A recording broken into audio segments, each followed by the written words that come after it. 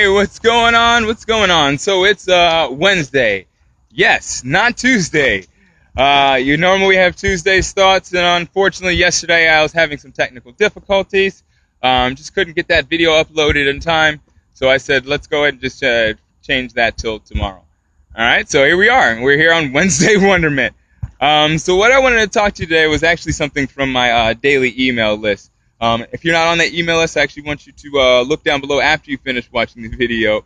Scroll down below. You'll see that there's a link for that daily email. It's great. People tell me they laugh, they cry, they learn something about themselves and the world around them. So yeah. So what I want to talk to you about was this quote that actually I lived a lot of my that actually I was like a philosophy for me for a lot of my life, and it was kind of weird because I was always conflicted with it. I lived by it because a lot of people always told me that it was true, but I always in the back of my mind said this just doesn't seem right.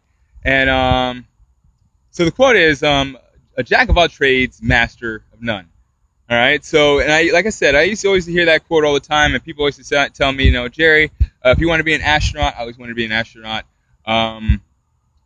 You got to focus your energy and you got to focus your attention to being just an astronaut and studying what a great astronaut actually is. So I decided that was too hard, so I went into training eventually. And so I still kind of went by that philosophy of just like learning everything there is about training and moving the body.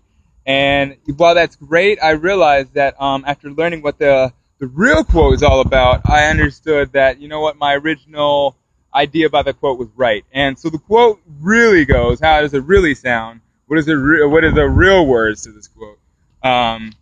Is a jack of all trades, master of none, but oftentimes better than a master of one.